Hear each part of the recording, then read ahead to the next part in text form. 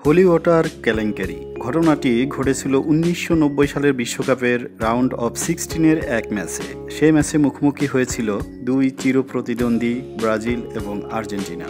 বহু ঐতিহাসিক ম্যাচ এই দুই দল উপহার দিয়েছিল। ১৯৯০-এর বিশ্বকাপের আগে এই দুই দল বিশ্বকাপে মুখোমুখি হয়েছিল তিনবার। এর মধ্যে ১৯৭৪ এবং ১৯৮২-র বিশ্বকাপে জিতেছিল ব্রাজিল, আর ১৯৭৮-এর বিশ্বকাপের ম্যাচটি ড্র হয়। তাই বিশ্বকাপ মঞ্চে ব্রাজিলকে হারানোর জন্য আর্জেন্টিনার কাছে এই ম্যাচটি একটি সুযোগ হিসাবে সামনে আসে। কিন্তু তখনকার স্ট্যান্ডিং বিশ্ব চ্যাম্পিয়ন আর্জেন্টিনার অবস্থা ছিল খুবই নাজুক। আর্জেন্টিনার সেই বিশ্বকাপ শুরু হয়েছিল ভয়াবহভাবে। নিজেদের প্রথম ম্যাচেই ক্যামেরুনের কাছে হেরে বসে ১-০ গোলে। গ্রুপ পর্বের পরের ম্যাচে তৎকালীন সোভিয়েত ইউনিয়নকে ২-০ গোলে হারালেও রোমানিয়ার সাথে ম্যাচটি করে ১-১ গোলে ড্র। এতে তৃতীয় হয়ে কোনো মতে রাউন্ড অফ 16 নিশ্চিত করে আর্জেন্টিনা।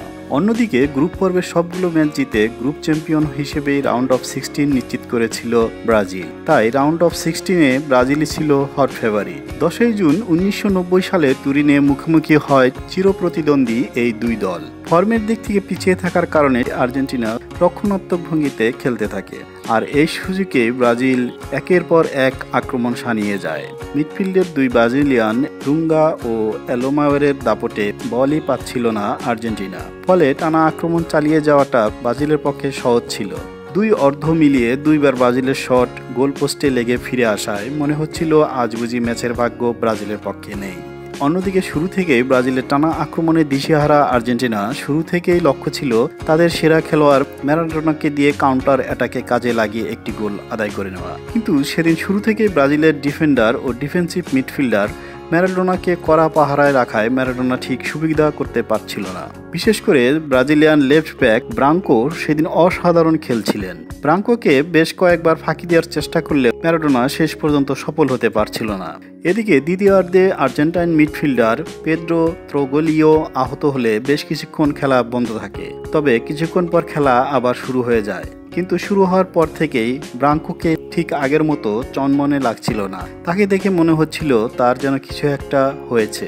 ব্রাঙ্কোর হুট করে এই পরিবর্তনের সুযোগটাই নিলেন ম্যারাডোনা।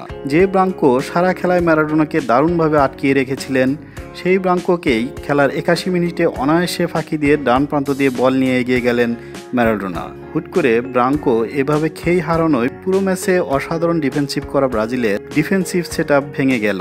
ম্যারাডোনাকে ঠেকাতে গিয়ে ব্রাজিলিয়ান ডিফেন্ডাররা তাকে ঘিরে ধরল। এর ফলে আর্জেন্টাইন ফরোয়ার্ড ক্লাদিও ক্যানেজিয়া ফাঁকা হয়ে গেলেন।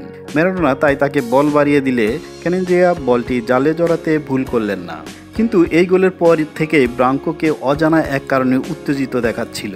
শেষ পর্যন্ত ম্যারাডোনার ওই দুর্দান্ত অ্যাসিস্টেই ব্রাজিলকে ১-০ করে হারিয়ে কোয়ার্টার ফাইনালে চলে যায় আর্জেন্টিনা। মূল বিতর্কটা শুরু হয় ম্যাচ শেষ হওয়ার পরেই। ব্রাঙ্কো ম্যাচ শেষে দাবি করেন দ্বিতীয়ার্ধে পেদ্রো ত্রোগোলিওর ইনজুরির কারণে যখন খেলা বন্ধ ছিল তখন তিনি নাকি আর্জেন্টিনার ফিজিও মিগুয়েল ডি লরেঞ্জোর কাছ থেকে ১ বোতল পানি পান করেছিলেন, আর সেটার পর থেকেই নাকি তার মাথা ঝিমঝিম করছিল এবং তিনি অসুস্থতা বোধ করছিলেন। ব্রাঙ্কো যে আর্জেন্টিনার ফিজিওর আনা পানি খেয়েছিলেন এতে কোনো সন্দেহ নেই। কিন্তু কথা হচ্ছে আর্জেন্টাইন ফিজিওর দেওয়া পানি ব্রাঙ্কো পান করেছিলেন এটা প্রমাণ করলেই সব কিছু প্রমাণ হয় না।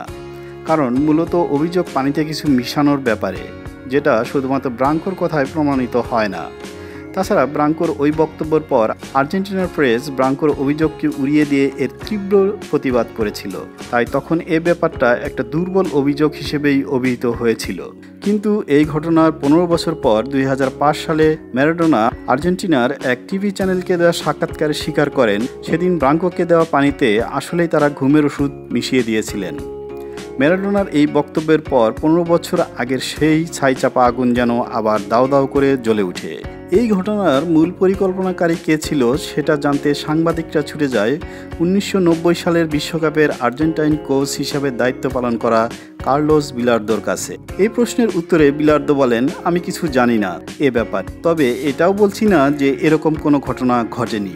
পরে অবশ্য বিলার্দো সমস্ত ঘটনায় অস্বীকার করেন এবং সবকিছুকে সাংবাদিকদের বানানো গল্প হিসাবে আখ্যায়িত করেন। এদিকে আর্জেন্টাইন ফিজিও লরেন্স এই ঘটনা অস্বীকার করে বক্তব্য দিলে এর তীব্র সমালোচনা করেন 1990 সালের ব্রাজিল বিশ্বকাপে অংশগ্রহণকারী বেবেতো। তিনি বলেন, লরেন্স যদি এই ঘটনা অস্বীকার করে থাকেন তবে তিনি মিথ্যা বলেছেন। লরেন্স পরে আমার কাছে সমস্ত ঘটনাই স্বীকার করেছিলেন। এত সব কিছুর পরেও আর্জেন্টিনা সেবার কিন্তু বিশ্বকাপ জিততে পারেনি। তারা ফাইনালে হেরে যায় রেফারির এক বাজে সিদ্ধান্তের কারণে।